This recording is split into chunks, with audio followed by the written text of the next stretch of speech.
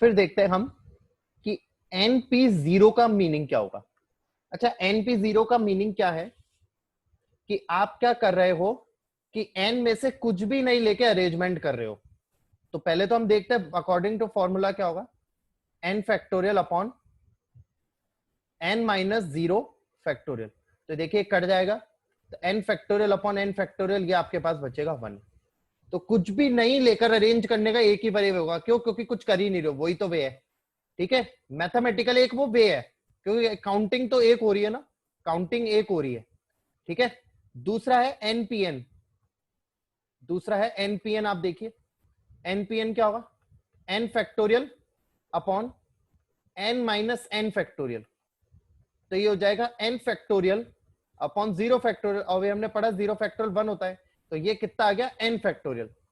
ठीक है, और हमने देखा भी था, ठीक है, कि सारे सब कुछ लेके, जैसे मान लो आपके पास 5 बॉक्सेस हैं, ठीक है, 5 एम्प्टी प्लेसेस हैं, और रिपीटेशन नॉट अलाउड है। ध्यान रखना, हम रिपीटेशन नॉट अलाउड की बात करेंगे। ठीक है, जो एनपीआर फॉर्मूला अप्लाई करेंगे ना, अगर कहीं एनपीआर लिखा है तो हम n upon n minus r factorial को लेके चलेंगे। अगर वो क्वेश्चन वर्ड प्रॉब्लम में दे रहा है रिपीटेशन अलाउड, तो हम n raise to the power लिखते हैं। अब 5 में से 5 चीजें अरेंज करने के वे कितने होंगे, देखो 5, यहाँ 4, यहाँ 3 और 2 और ये 1। अब आप देखो आपके पास 5 चीजें थी और 5 ही एम्प्टी प्लेसेस से, तो पूरे के पूरे होगा ना 5 फैक्टोरियल। तो n चीजों को n तरीका करने का तरीका n फैक्टोरियल। ठीक है, n फैक्टोरियल। आ गई बात समझ में? तो आप ये बेसिक एन एनपीएन आपको पता होना चाहिए, ये पता होना चाहिए np0। ठीक है, ये छोटी छोटी चीजें आपको क्लियर होनी चाहिए। ठीक है,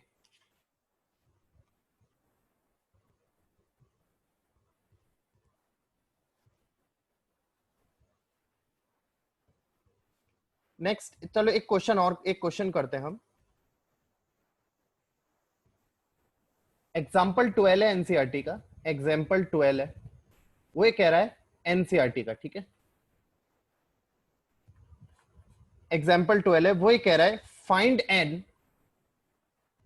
एन सच दैट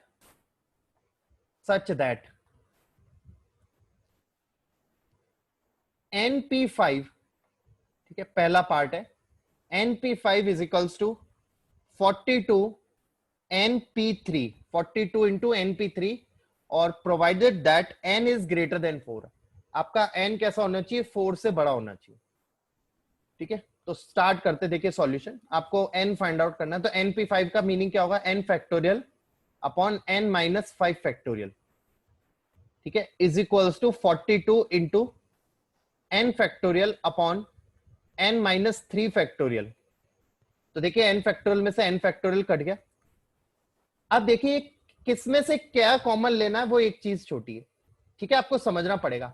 मान लो n क्या होता है, नेचुरल नंबर है, n कोई भी नेचुरल नंबर होगा, और ऑफकोर्स सी बात है 5 से बड़ा ही होगा, क्योंकि फैक्टोरियल डिफाइन ही 0 और उससे बड़े के लिए होता है। ठीक है, तो आप इस बात को फील करिए कि किसी चीज में से आप 5 माइनस कर रहे हैं बड़ी में से, और किसी में से 3 माइनस कर रहे हैं, तो कौन ज्यादा बड़ा होगा, n माइनस 5 ज्यादा बड़ा होगा, n माइनस 3 ज्यादा बड़ा होगा? तो आंसर है n माइनस 3 ज्यादा बड़ा होगा, क्योंकि उसमें से तो आप 5 माइनस कर रहे हो और इसमें से 3 माइनस कर रहे हो। तो जो बड़ा होता है उसमें से बाहर लिया जाता है, जो बड़ा होता है उसमें से बाहर लिया जाता है। तो ये हो गया n minus 3 factorial upon n minus 5 factorial. इस फोटो को तो एज इट इज रहने दो, ये हो गया 42। अब आप देखिए n माइनस 3 बाहर लिया, तो अंदर क्या बचेगा, n माइनस 3 माइनस 1, तो वो होगा n माइनस 4 फैक्टोरियल, और n माइनस 4 भी बाहर ले लोगे, तो अब आपके पास क्या बचेगा, n minus 5 factorial divide by n minus 5 factorial is equals to 42। देखिए कैंसिल आउट हो गया। कुल मिला के हमें जब भी ऐसे रेशियो आ जाए मल्टीप्लीकेशन में या प्लस माइनस में, तो या तो फैक्टोरियल कॉमन आएगा या उसे सेम बना के डिवाइड हो जाएगा वो। ठीक है, हमेशा हट जाएगा, फैक्टोरियल रिमूव हो जाएगा। तो अब आप देखिए आपके पास क्या आ गया, n minus 3 into n minus 4 is equals to 42। तो आप सॉल्व कीजिए इसको, तो ये हो जाएगा n square minus 3n minus 4n, overall minus 7n आएगा, और प्लस 12 इज इक्वल्स टू 42। तो ये आ गया बेटा आपके पास n स्क्वायर माइनस 7n और माइनस 30। ठीक है, इक्वल्स टू 0। अब 30 के दो फैक्टर 10 और 3 आपको दिख ही रहे, 10 और आपको 3 दिख ही रहे, तो ये आपके पास हो जाएगा n minus 10 into n plus 3 equal to 0। देखिए आप, n minus 10 into n plus 3 आपको दिख ही रहा है, -7 है, तो यहां से दो चीजें आएंगी, एक तो आ जाएगा n 10 आ जाएगा और n आएगा -3। तो n तो वैसे भी नेगेटिव हो ही नहीं सकता, फैक्टोरियल नेगेटिव का डिफाइन ही नहीं होता है, तो n आपका हमारा 10 आंसर है।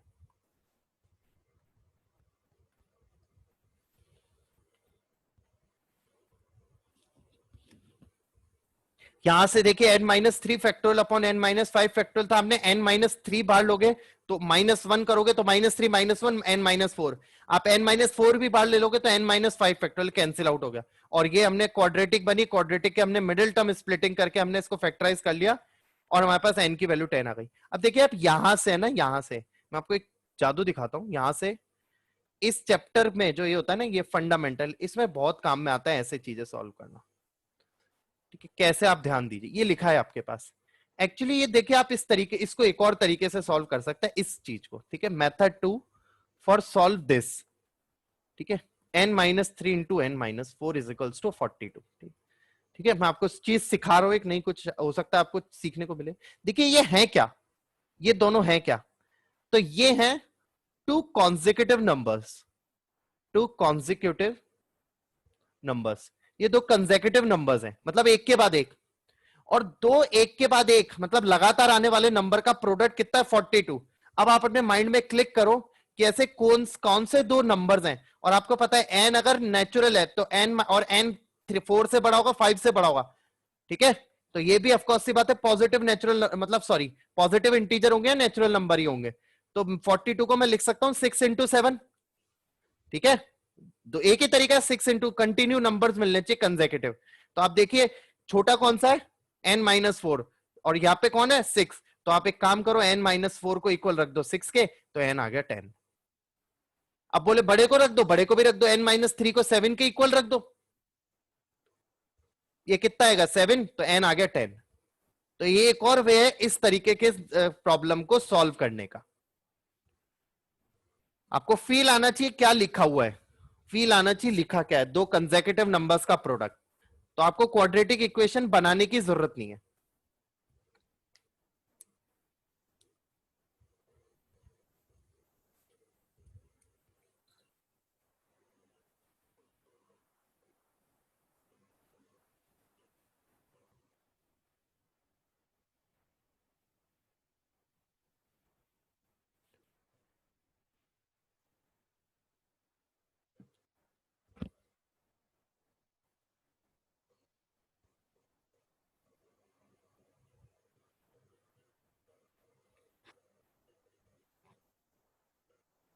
एक क्वेश्चन हम और देखते हैं,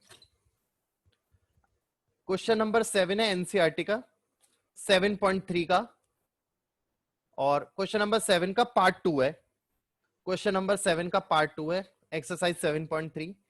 ये दे रखा है आपको 5pr is equals to 6pr-1, और आपको r फाइंड आउट करना है, आपको r फाइंड आउट करना है। मैं आपको 1 मिनट दे रहा हूं, 1 से 2 मिनट आप ट्राई कीजिए। Given that 5pr is equals to 6pr-1 and find out r। चलिए स्टार्ट करते हो सॉल्यूशन। देखिए 5pr होगा क्या, आंसर है 5 factorial upon 5 minus r factorial. Clear, 6pr-1 क्या होगा 6 फैक्टोरियल अपॉन 6 माइनस r-1। देखो आप ब्रैकेट बनाओगे ना तो आपको कभी दिक्कत नहीं आएगी, कभी ऐसा होना तो ब्रैकेट फॉर्म कर लीजिए और इस पूरे का फैक्टोरियल। ठीक है, अब ये देखिए हो गया 5 factorial upon 5 minus r factorial, इसको आप लिख लीजिए 6 इंटू 5 फैक्टोरियल, क्योंकि 5 फैक्टोरियल न्यूमरेटर में से हट जाएगा। ये कितना हो जाएगा 6 minus r plus 1, 6 minus r plus 1, तो ओवरऑल ये हो जाएगा 7 minus r factorial. Clear, 7 minus r factorial. ठीक है, आगे देखते हैं। अब देखिए ये 5 फैक्टोरियल आपने कैंसिल आउट कर दिया, तो आपके पास क्या बचा 7 minus r factorial upon 5 minus r factorial is equals to 6। ठीक है, अब आप देखिए आर कांस्टेंट है, तो 7 माइनस आर बाहर लोगे तो -1 होगा, तो 6 माइनस आर है, क्योंकि आर तो सेम है ना, बड़ा नंबर चेंज हो रहा है, छोट मतलब पहले वाला नंबर चेंज हो रहा है। ठीक है, तो इसका मतलब 7 माइनस आर हमारा बड़ा होगा, तो 7 माइनस आर है, तो 7 माइनस आर बाहर लोगे, 7 माइनस आर आपने बाहर लिया, तो -1 करोगे तो 6 माइनस आर होगा। ठीक है, और 6 माइनस आर बाहर लोगे तो कितना बचेगा 5 माइनस आर फैक्टोरियल, डिनोमिनेटर में भी 5 माइनस आर फैक्टोरियल, ये कैंसिल आउट हो गया, ये कितना हो गया 6। अब आप देख लीजिए, आप सॉल्व कर लीजिए, तो 7 माइनस आर इंटू ये हो जाएगा r square minus 13r, r square minus 13r and 42 plus 42, 13r plus 42 equals to 6, equals to 6। तो ये हो जाएगा r square minus 13r plus 36, ठीक है, इक्वल टू 0। तो 9 और 4 फैक्टर दिख गए, 9 और 4 फैक्टर आपको दिख ही गए होंगे, r माइनस 9 r माइनस 4, ठीक है, इक्वल टू 0। तो r एक आपके पास आएगा कितना 9 और r एक आएगा आपके पास 4। अब देखो दोनों ही पॉसिबिलिटी r आएगा 4, दोनों ही पॉसिबिलिटी पॉसिबल है, दोनों ही कंडीशन पॉसिबल है, तो कौन सा हमारा आंसर होगा, कौन सा हमारा आंसर होगा, तो आपको इस पे कॉन्सेंट्रेट करना है। देखिए R9 हो ही नहीं सकता क्योंकि 5p9 नॉट डिफाइंड, ठीक है, 5p9 नॉट डिफाइंड, ये डिफाइन ही नहीं हो सकता, ये n बड़ा होता है r से, ठीक है, तो हमारा जो r होगा वो होगा 4।